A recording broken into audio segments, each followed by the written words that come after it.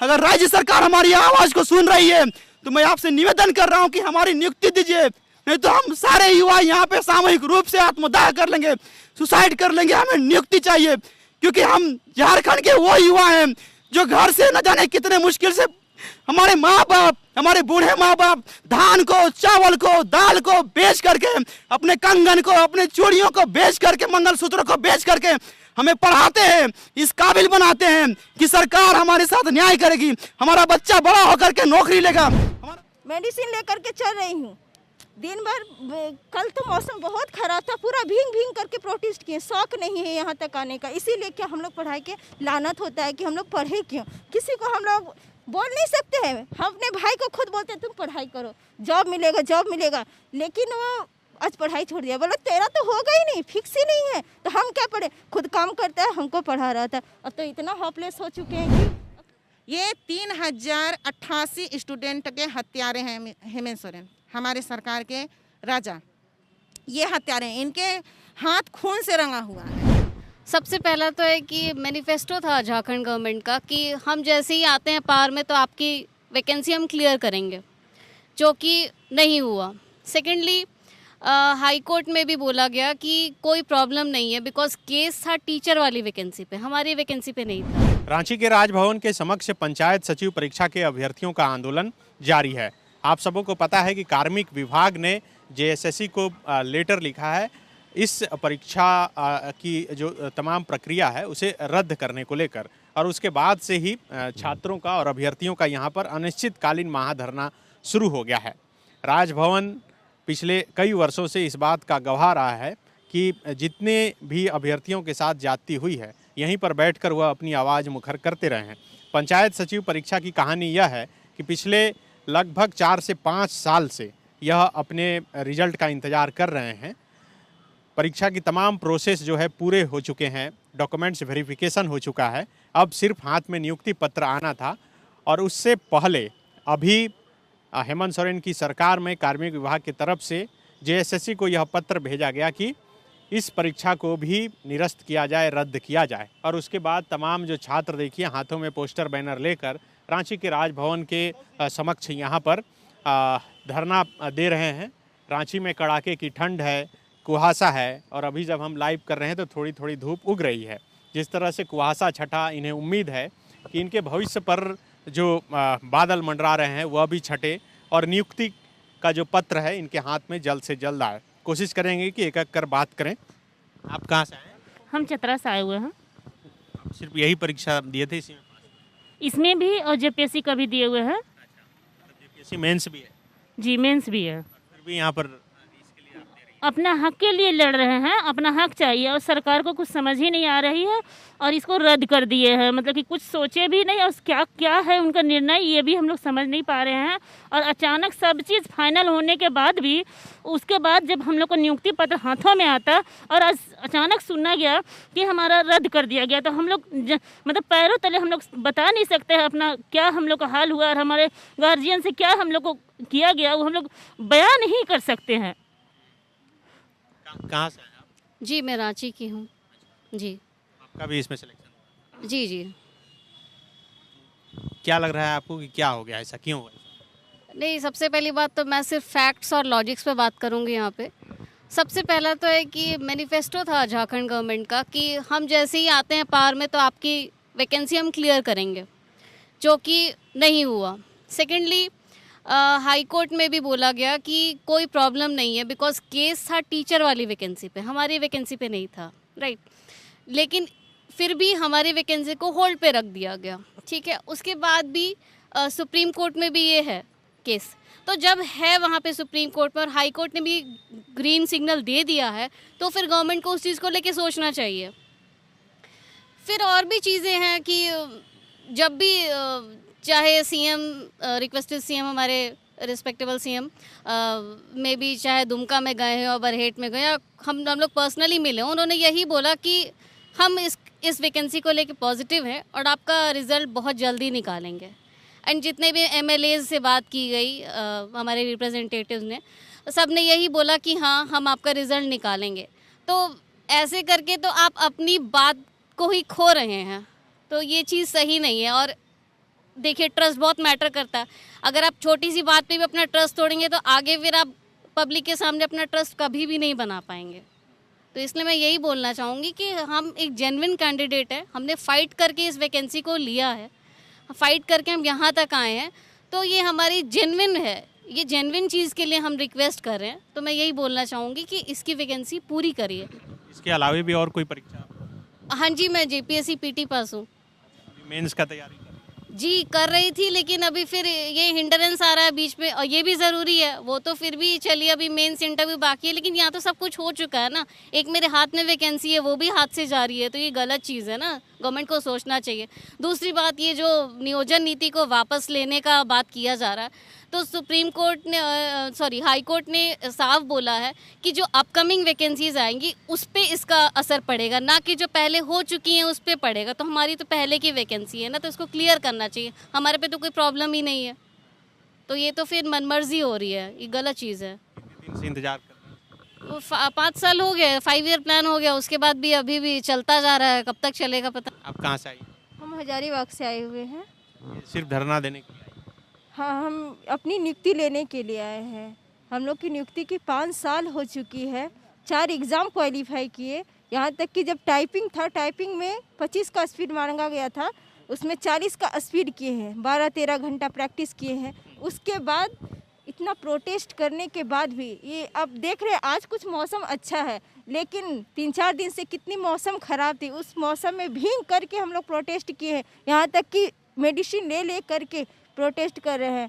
फिर भी कुछ यहाँ पे पॉजिटिव निर्णय ही नहीं लिया जा रहा है।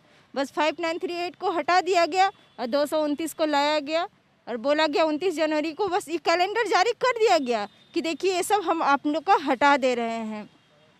लेकिन हटाने के बाद 4 बजे बोला गया और 6 बजे तक ये नया वैकेंसी का सारा चीज़ लेते आया गया कि ये वैकेंसी का है, एग्ज़ाम लेंगे। यहाँ तो फॉर्म भी नहीं आया हुआ है और बोला गया कि ये सब वैकेंसी का एग्ज़ाम लेंगे। मतलब हो क्या रहा है, हम लोग को तो आश्वासन पे आश्वासन दिया जा रहा था, हमेशा आश्वासन दिया जा, मुख्यमंत्री से मिलिए, वहाँ मिलिए, वहाँ मिलिए, यहाँ तक कि हाई कोर्ट भी हर एक बार बोली इन लोग की नियुक्ति करवाइए, कोई रोक नहीं इन लोग की नियुक्ति पर। बार बार क्यों ना हम सरकार पे अवमानना का केस करें, हमेशा ये हाई कोर्ट है सो बार बार सरकार को बोल रही है, लेकिन पता नहीं क्या इन लोग को कुछ समझ में आता है कि नहीं आते। बच्चे कितने परेशान हैं, कितने दूर से आते हैं, न खाना पीना का कुछ ठिकाना ही नहीं रहता है। हम लोग इतना स्ट्रगल किए, गरीब परिवार से होते हुए भी अपनी पढ़ाई का खर्च निकाल करके दिन रात आँख फाड़ फाड़ करके पढ़े, 4 एग्ज़ाम क्वालिफाई किए हैं, तब यहाँ तक पहुँचे हैं। सो भी 5 साल वेट किए हैं, एक दिन का इंतज़ार हो तब ना, 5 साल का बहुत लंबा पीरियड होता है।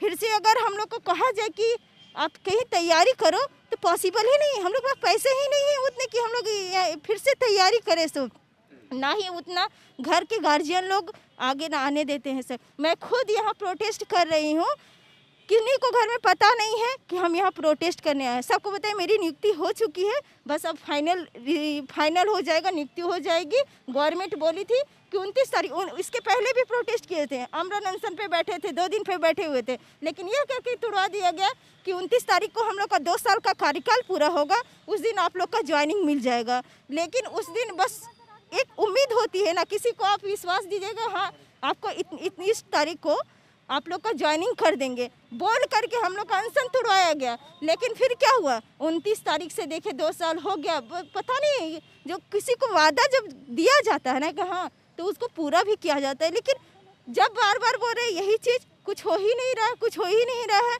डायरेक्ट 19 तारीख को ये जजमेंट आता है 4 बजे से कि आप ये सब हटा दिया है। 5938 को हम लोग वापस लेते हैं और 229 को हम लोग लागू करते हैं।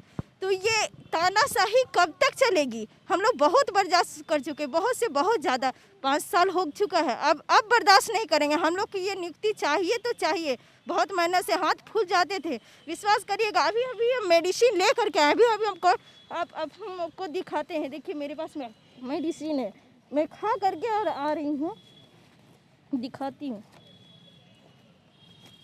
एक सेकंड, नहीं विश्वास से देखिए, मेडिसिन लेकर के चल रही हूँ।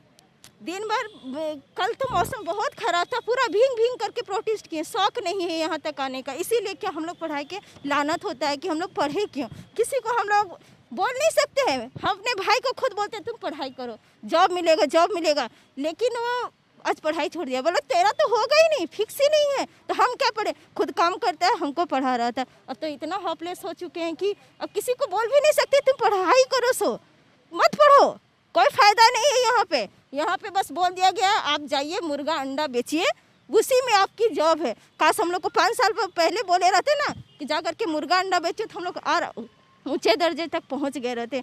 लेकिन ना हम लोग घर के बच्चे ना घाट के बच्चे, कुछ समझ भी नहीं आ रहा है, बस लग रहा है कि सुसाइड कर ले, इसके अलावा कोई विकल्प ही नहीं है। और अगर हम लोग की नियुक्ति नहीं पूरा हुई तो लास्ट यही हम लोग के पास उपाय है, क्योंकि हम लोग अब तैयारी कर ही नहीं सकते हैं, ना ही हम लोग पास उतना धैर्य है, ना ही हम लोग पास पैसा है, और ना ही हम लोग को गार्जियन लोग अब पढ़ाना चाहते हैं। बोल दिए बस, सब नाराज हो चुके हैं, सब हम ही लोग होपलेस हुए, कहाँ से पढ़ेंगे, पैसे ही नहीं तो कहाँ से क्या करेंगे, बहुत मुश्किल होता है आने में। तो सरकार से रिक्वेस्ट है कि आए हमारी नियुक्ति जल्द से जल्द करवाएं, जितना जल्दी हो सके 229 को वापस ले और नियुक्ति दे, नहीं तो फिर हम लोग आमरण अनशन पे बैठेंगे। अगर इस बार नहीं हुआ तो हम लोग उठने वाले नहीं हैं। जितनी सारी बहनें देख रहे हैं, जितने सारे भाई लोग देख रहे हैं, सब हम लोग सुसाइड करेंगे, यहीं पे सुसाइड करेंगे जब तक हम लोग को नियुक्ति नहीं मिलेगी। इसलिए रिक्वेस्ट है सरकार से जितना जल्दी हो सके हम लोग की नियुक्ति पूरी करवाएं। गुलाम जी, क्या लग रहा है कि क्यों कर रही है? तो क्या हम लड़ने के लिए पैदा हुए हैं? अगर हम लड़ने के लिए पैदा हुए हैं तो फिर पक्ष को और विपक्ष को हम लोगों ने यहाँ पे क्यों बनाया है? कहा जाता है कि लोकतंत्र वाले प्रदेश में हम रहते हैं, लेकिन लोकतंत्र में हमारा अधिकार को क्यों छीना जा रहा है? आज मैं माननीय मुख्यमंत्री से अनुरोध कर रहा हूं कि अगर हमारी नियुक्ति नहीं होगी, माननीय राज्यपाल महोदय से अनुरोध कर रहा हूं, हमारी नियुक्ति अगर नहीं होगी तो ये आप जितने पेड़ दिख रहे हैं आज राजभवन के सामने, आज जाकिर हुसैन पार्क में जितने पेड़ दिख रहे हैं, हर एक पेड़ में पंचायत सचिव का हर एक युवा लटका हुआ नजर आएगा। और उस समय ये राज्य सरकार इसकी जिम्मेदारी लेगी कि पंचायत सचिव का हर एक युवा पेड़ में जाकर के झूल गया, क्योंकि वो फ्रस्ट्रेशन का वो लेवल पार हो चुका है। हमें न्याय चाहिए, हमें नियुक्ति चाहिए, जिस नियुक्ति के लिए हम लोगों ने 5 साल इंतजार किया है, अब और बर्दाश्त नहीं कर सकते हैं। अगर आगामी 2-3 दिन में अगर हमारे लिए नियुक्ति के समाधान नहीं किया जाएगा तो हम सारे युवा सामूहिक रूप से एक एक पेड़ में जाकर के फांसी का फंदा ला करके झूल जाएंगे, और इसकी जवाबदेही केवल राज्य सरकार की होगी। हमारी बहनें जो आज लगातार रो रही हैं, इसका जिम्मेदारी कौन लेगा? क्या राज्य सरकार इनके आंसुओं का बदला चुका पाएगी? हम राज्य सरकार से बार बार अपील कर रहे हैं, अगर हम आपसे नियुक्ति मांग रहे हैं और अगर आपको लगता है कि हम बगावत कर रहे हैं तो हाँ, हम है बागी, हम बगावत करेंगे, क्योंकि हम वो युवा हैं जो सरहद के पार जाकर के दुश्मन देश को सबक सिखा के आते हैं। अगर हमारे राज्य के अंदर हमारे अधिकार को छीना जाएगा तो हम अपने राज्य के सरकार को भी सबक सिखाएंगे। सरकार से बार बार अपील कर रहे हैं कि हमारे उस फ्रस्ट्रेशन लेवल को प्लीज, पूरा खत्म हो चुका है, हमारी नियुक्ति हमारे हाथ में सौंप दीजिए। हमारे पास खोने के लिए और कुछ नहीं बचा। इस नियुक्ति अगर चली गई तो मैं दावे से बोल रहा हूं कि मेरे पास जीने का सारा साधन खत्म हो जाएगा, ना ही मैं जी पाऊंगा, ना ही मैं मर पाऊंगा। हमें मौत से आज तक से कभी डर नहीं लगा है, लेकिन जिएंगे तो किस आधार पे जिएंगे? हमारे पास जीने के लिए क्या बचा है? इसीलिए डर लगता है हमें जिंदगी से। अगर राज्य सरकार हमारी आवाज को सुन रही है तो मैं आपसे निवेदन कर रहा हूँ कि हमारी नियुक्ति दीजिए, नहीं तो हम सारे युवा यहाँ पे सामूहिक रूप से आत्मदाह कर लेंगे, सुसाइड कर लेंगे। हमें नियुक्ति चाहिए, क्योंकि हम झारखंड के वो युवा हैं जो घर से न जाने कितने मुश्किल से हमारे माँ बाप, हमारे बूढ़े माँ बाप धान को, चावल को, दाल को बेच करके, अपने कंगन को, अपने चूड़ियों को बेच करके, मंगलसूत्रों को बेच करके हमें पढ़ाते हैं, इस काबिल बनाते हैं कि सरकार हमारे साथ न्याय करेगी, हमारा बच्चा बड़ा होकर के नौकरी लेगा, हमारा बच्चा बड़ा होकर के हमारे भविष्य को बना देगा। लेकिन आज 30 साल का बच्चा हो चुका है, 40 साल का हो चुका है, 45 साल का हो चुका है, लेकिन फिर भी आज वो बच्चा अपने बूढ़े माँ बाप के लिए एक बोझ बना हुआ है। हम कब तक अपने माँ बाप के लिए बोझ बने रहेंगे? घुटता है, अंदर से दम निकलता है कि हमारे माँ बाप के लिए आखिर हम रोजगार कब देंगे। माँ बाप लगातार रोते हैं, सिसकते हैं कि बेटा तुम्हारा नियुक्ति कब होगा, तुम्हारी बहन की शादी नहीं कर पा रहे हैं, तुम्हारे भाई का शादी नहीं कर पा रहे हैं, देखो ना समाज वाले ताना मार रहे हैं कि तुम्हारा बेटा क्या करेगा, वो नालायक निकला, उसके पास जीने के लिए कोई आधार नहीं है। हमारे बहुत सारे भाई हैं जिनके पास कमाने का कोई जरिया नहीं है, और जिस कारण से किसी भाई का शादी नहीं हो पा रहा है। सारे भाई लोग आज उम्र के उस अधेड़ अवस्था में पहुंच चुके हैं जहां पे कोई उन्हें बेटी नहीं देखा तो समाज में ये क्या मुंह दिखाएंगे। हमारी बहन लोगों के साथ रात दिन अन्याय होता है। उन्हें ससुराल वाले, घर वाले, समाज वाले प्रताड़ित करते हैं। लोग कहते हैं कि बेटी बचाओ, बेटी पढ़ाओ। आखिर अगर बेटियों को न्याय ही नहीं मिलेगा, नियुक्ति नहीं मिलेगा, तो कौन माँ बाप है जो अपनी बेटियों को पढ़ाएगा? कौन माँ बाप है जो अपने बच्चों के लिए एक अच्छे भविष्य का उज्जवल का कामना करेगा? राज्य सरकार से मेरा अनुरोध है, मैं आपसे विनती कर रहा हूं कि हमारे साथ न्याय कीजिए। नहीं तो आने वाले समय में मैं बता रहा हूं कि इसी राजभवन के सामने पंचायत सचिव के तमाम युवा सामूहिक रूप से पेड़ से झूल करके अपनी जान दे देंगे। हमें न्याय चाहिए, हमें न्याय चाहिए, सरकार से हमें न्याय चाहिए। लेकिन यहाँ देखते हैं कि यहाँ तो अलग ही खिचड़ी पक रहा है। धीरे धीरे ये लोग पता नहीं क्या षड्यंत्र कर रहे हैं, क्या चाहते हैं, इनकी मंशा क्या है। जितना यहाँ अभी भ्रष्टाचार और ये सीट बेचा बेची का मामला सुन रहे हैं, इससे हमको तो यही लगता है कि सरकार का जो नियत है वो कभी भी मंशा साफ नहीं था। बस ये अपने विधायक मंत्री को खुश करने में लगे हुए, युवा मरे चाहे जाए, चाहे जो कुछ करना है वो करना चाहते हैं। और इसके पीछे बस उनका हमको यही मंशा लगता है कि ये सीट नहीं बेच पा रहे हैं। हमको तो लगता है कि अब ये पंचायत सचिव का सोच रहे हैं कि पैसा टेके कैसे करें। जैसे जेपीएससी का हर एक सीट बेच दिया जाता है, सीजीएल का सुन रहे हैं कि सब सेटिंग चल रहा है। हो सकता है इसका भी सेटिंग कर लिए हो, इसीलिए हम लोग को जॉब नहीं देना चाहते हैं। हम कुछ भी करें, हम लोग को बस ये नियुक्ति चाहिए तो चाहिए, क्योंकि हम लोग जिस क्षेत्र से आए हैं, जितना मेहनत किए हैं, लेडीज हो के हम लोग पढ़े हैं, अपने समाज में, अपने वातावरण में हम दिखाए हैं कि पढ़ने से फ़ायदा होता है। आज अगर हमको ये नियुक्ति नहीं मिलता है तो आज हमसे कितने एरिया के लोग वहाँ प्रभावित होंगे, वहाँ पढ़ाई पर से विश्वास उठ जाएगा। मेरी लड़की कहती है कि मम्मी तुम इतना पढ़ लिख ली, तुमको क्या हुआ, तुम कितना मेहनत कर रही हो, आज पूछ रही है तुम कहाँ जा रही हो। रात भर हमको नींद नहीं आ रहा है। हम सोचे कि आएंगे, अपनी बातों को यहाँ बताएंगे। अब तक तो घर में थे, क्योंकि सोच रहे थे कि चलिए आज नहीं कल हम लोग को मिलेगा, हम लोग का सुनने को मिल रहा है कि हाँ होगा होगा। अभी तक प्रतिबद्ध हैं कि सुन रहे थे। यहाँ तक कि शीतकालीन सत्र में भी सुने, विनोद बिहारी महतो ने भी हमारे पंचायत सचिव नियुक्ति के लिए आवाज़ उठाया। उसके जवाब में उमेश्वर उरांव जी ने भी कहा कि हम लोग सकारात्मक सोच रहे हैं। यही सकारात्मक सोच रहे हैं कि हम लोग को ठेंगा दिखाएंगे एक दिन। ये 3088 स्टूडेंट के हत्यारे हैं हेमंत सोरेन, हमारे सरकार के राजा। ये हत्यारे, इनके हाथ खून से रंगा हुआ है। इन्होंने इतना लोगों का हत्या किया है, हत्या। अगर ये नौकरी नहीं देते हैं तो ये समाज में गलत मैसेज जाएगा कि पढ़ने लिखने से कुछ नहीं होता है, केवल हड़िया, दारू, अंडा, मुर्गी यही सब हम लोग बेचेंगे, नक्सली बनेंगे, क्या करेंगे। आखिर कहा जा रहा है कि बेटी बचाओ, बेटी पढ़ाओ। लोग भ्रूण जांच कराते हैं कि बेटी होते पेट में देखते ही मार देते हैं। आज हेमंत सोरेन क्या कर रहे हैं? आज हम लोग लगभग 1500 लड़कियां इस जॉब के लिए, इस पद के लिए फाइट करके यहाँ पे हम लोग हैं। आज वो क्या कर रहे हैं? आज वो हम लोगों का हत्या कर रहे हैं, ये भ्रूण हत्या कर रहे हैं। उन पे 2 ही इल्ज़ाम लगाएंगे हम। एक तो वो यहाँ के युवा को मार रहे हैं और भ्रूण हत्या कर रहे हैं, और यहाँ के सारा जो नियमावली बना रहे हैं सब एकदम युवा विरोधी बना रहे हैं। किसी से मतलब जनरल को आरक्षण नहीं दे रहे हैं। जितना झारखंड बने इतना साल हो गया है, अभी तक ये नियमावली नहीं बना पाए हैं। कैसे इनके अधिकारी हैं, कैसे इनके अफसर हैं, पढ़े लिखे। अरे आपके पहले ये देखिए कि आपके एरिया में पहले तो 4 वर्ग आते हैं, आपके जनरल आते हैं, SC SC OBC सब आते हैं। पहले आप उनको देखिए। महिला वर्ग आती हैं, अदर स्टेट से महिलाएं हैं, आपके यहाँ के निवासी बनी हुई हैं, उनको आप सोचिए। सबको बाहर कर दे रहे हैं। पढ़ी लिखी हैं तो आप जॉब नहीं देंगे। अब आपके यहाँ बहू बनी है तो आप उनको जॉब नहीं दीजिएगा। आप ऐसा नियमावली बना रहे हैं। कहीं भी अहर्ता शिक्षा पे नहीं होता है। कोई कहीं से भी पढ़ सकता है, किसी भी कोने से पढ़ सकता है। हमको यहाँ से नहीं 10th पढ़ना, हमको BHU से पढ़ना है, हमको वहीं से इंटर करना है। तो क्या वो हाई क्वालिटी का पढ़ाई नहीं हुआ? हम जरूरी है झारखंड में पढ़ेंगे? झारखंड में तो आपके टीचर भी नहीं। TheFollowUp.in. Like, share and subscribe. www.thefollowup.in